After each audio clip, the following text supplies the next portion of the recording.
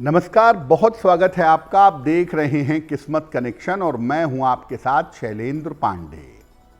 हिंदू धर्म में सुहाग का सर्वोच्च प्रतीक माना जाता है सिंदूर।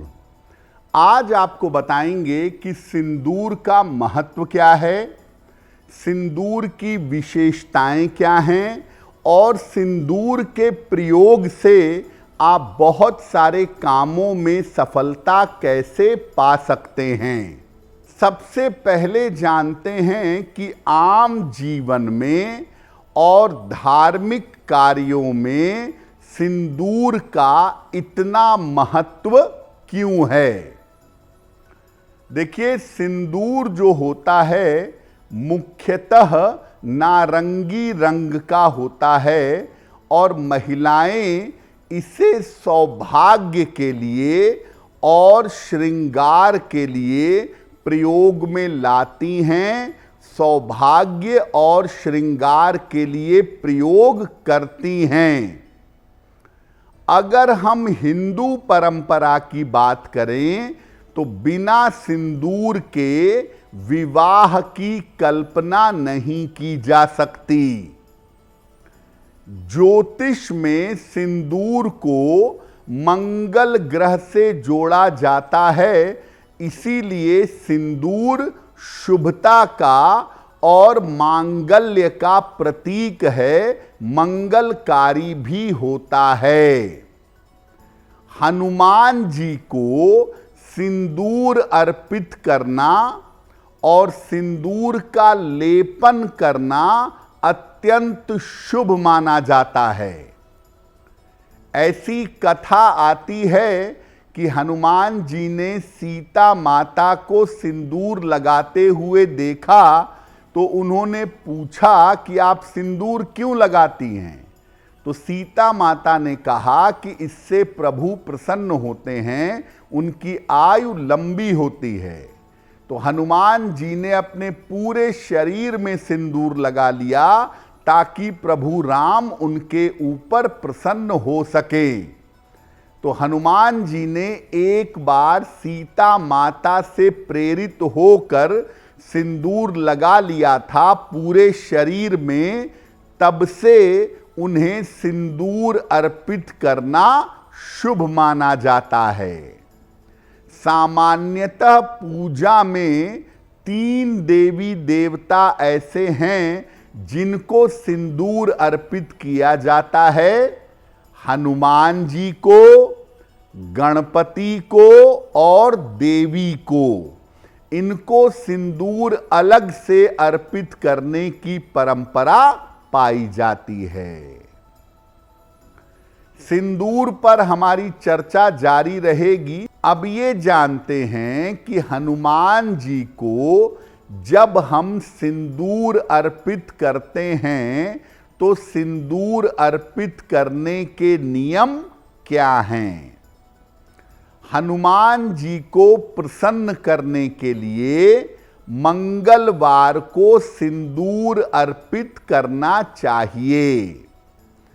अगर मंगल आपकी कुंडली में बाधा दे रहा है या जीवन में कोई विशेष संकट आ गया है तो हनुमान जी को चमेली का तेल और सिंदूर अर्पित करना चाहिए। पुरुष हनुमान जी को सिंदूर अर्पित भी कर सकते हैं और सिंदूर का लेपन भी कर सकते हैं, लेकिन महिलाओं को हनुमान जी को सिंदूर अर्पित नहीं करना चाहिए। महिलाओं के लिए बेहतर होगा कि वो सिंदूर के स्थान पर हनुमान जी को लाल फूल अर्पित करेंगी। अब ये जानते हैं कि जब माता दुर्गा को सिंदूर अर्पित करते हैं, देवी को सिंदूर अर्पित करते हैं, तो उसके नियम क्या हैं। देवी को प्रसन्न करने के लिए बुधवार या शुक्रवार को सिंदूर अर्पित किया जाता है। देवी को सिंदूर अर्पित करने से विवाह जल्दी होता है और वैवाहिक जीवन की मुश्किलें दूर हो जाती हैं। महिलाएं स्नान करके प्रातः काल देवी को सिंदूर अर्पित कर सकती हैं। अगर विवाहिता महिला है तो माता गौरी को सिंदूर अर्पित करने के बाद स्वयं को सिंदूर लगा सकती हैं। पुरुष देवी को सिंदूर अर्पित नहीं कर सकते।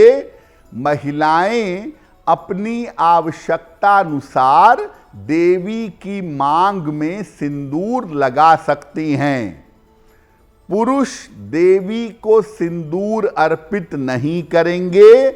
पुरुष देवी को लाल फूल अर्पित करेंगे तो वो उनके लिए बेहतर होगा।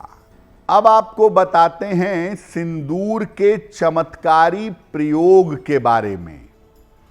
अगर बार बार आपकी नौकरी छूट जाती है या बार बार नौकरी में बदलाव करना पड़ता है तो सिंदूर का कैसे प्रयोग करेंगे?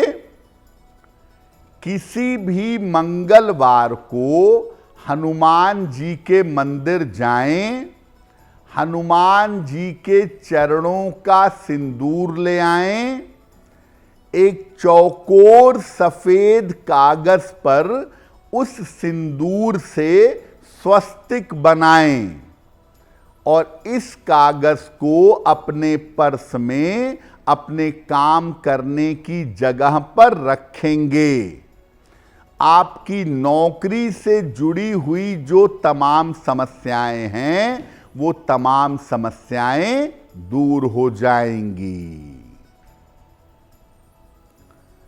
अगर आप कर्ज से परेशान हैं तो कर्ज से मुक्ति के लिए सिंदूर का प्रयोग कैसे करेंगे? चमेली के तेल में सिंदूर मिला लें। जितनी आपकी उम्र है उतने पीपल के पत्ते ले लें। हर पत्ते पर उसी सिंदूर से जिसमें चमेली का तेल मिलाया है उससे राम लिखेंगे। इन पत्तों की एक माला बना लें और इस माला को मंगलवार को हनुमान जी को अर्पित कर दें। कम से कम 3 मंगलवार आपको ये प्रयोग करना चाहिए और हनुमान जी से प्रार्थना करनी चाहिए। आपको कर्ज से शीघ्र मुक्ति अवश्य मिलेगी। अगर आप मुझसे जुड़ करके अपनी समस्याओं का समाधान चाहते हैं और चाहते हैं कि आपकी समस्याओं को ज्योतिष के माध्यम से सुलझाया जाए तो आप हमसे संपर्क कर सकते हैं, जुड़ सकते हैं एस्ट्रो तक पर।